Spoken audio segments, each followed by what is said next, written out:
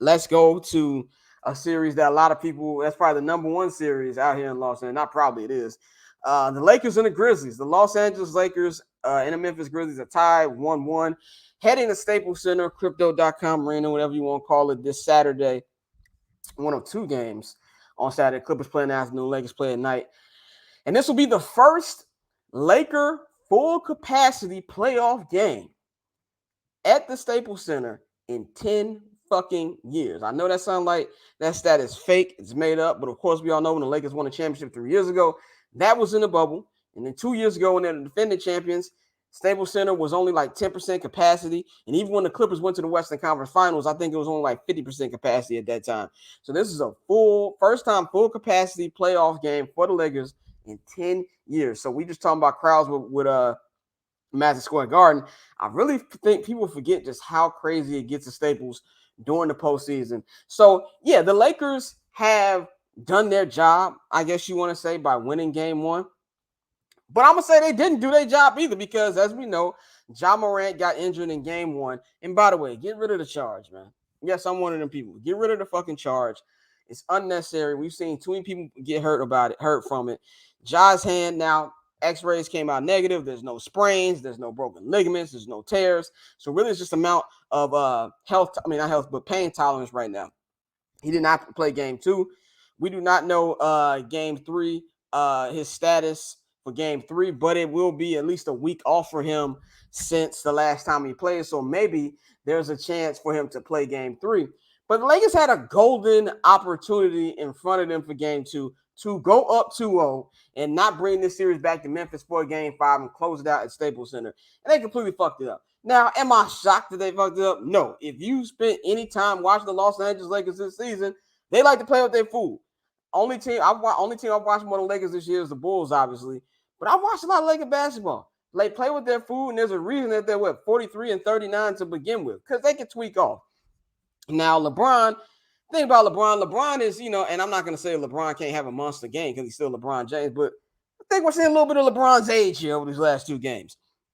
He had a respectable 28 and 12 last night, but it wasn't the monster game you needed when you got Anthony Davis, who goes out there and puts up a bullshit stat line of 13 and 8.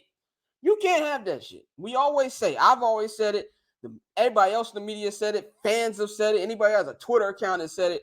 Anthony Davis's biggest enemy is his fucking self. When he's not hurt, he sometimes doesn't play up to potential. The Anthony Davis that we got in game one is the Anthony Davis the Lakers need every night to win this series and to give them a legitimate shot of not only coming out the Western Conference, but winning the NBA championship. He can't put up these type of stat lines, especially with that injured front court that they have in Memphis. There's no Steven Adams. There's no Brandon Clark. You can't go out there and be getting schooled by Xavier Tillman. You got Xavier Tillman dropping 22 points off the bench, which was a huge factor last night. And you leaving LeBron out there to dry. LeBron is not at the age where he can carry teams the way he used to 10 years ago. And I think it's asinine to expect that from somebody who's going to be 39 years old this year. The fact that LeBron is playing at the level that he's playing it right now is remarkable, and we've never seen it. But AD has to be the guy. And if he's going to be this guy that we saw in game two, the Lakers ain't going to win this series. I don't give a damn what Ja Morant, if he's playing or not. They need him to be the guy he's going to be. Now, it was a very balanced win for the Lakers in game one. You got the impressive game from Austin Reeves. You got Rui Hachimura, who had 29 points, who tied Michael Thompson's record for the most points by a Laker player off the bench in the playoffs. But you know that motherfucker ain't going to be shooting like that every damn night. Now, Austin Reeves can do that because I feel like Austin Reeves can give you that type of energy and give you that type of scoring off the bench on a nightly basis, but you're not going to get that.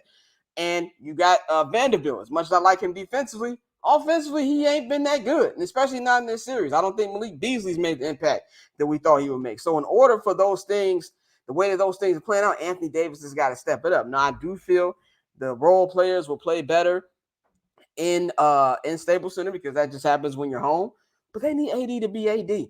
And if you're the Grizzlies right now, I picked the Lakers to win this series before because of the absence of Adams and Clark, and I feel like this was something that Anthony Davis will be able to take advantage of, which he did in game one. But this team has played a lot with Ja Morant. Now, it's different in the playoffs, but they had a real balanced game in this one. You had Jaren Jackson Jr., who was Defensive Player of the Year, giving you 18 and 9 off the bench. I mean, off the bench, 18-9. You had Desmond Bain and Tyus Jones, who put up 17 points. Tyus Jones is probably the best backup point guard in the NBA. He's definitely going to be a starter whenever he is free agency.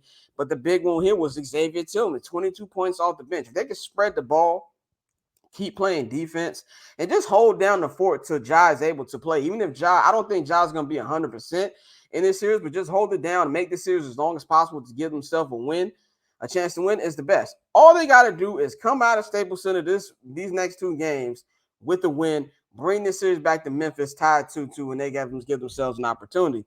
I don't know how this is going to play out. I can see the Lakers going up 3-1, and I can see the Lakers losing one of them games too. It just really all depends about Ja Morant's health.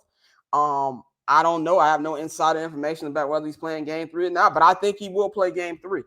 This is not the situation with his knee last year where there was some ligament issues and he couldn't play.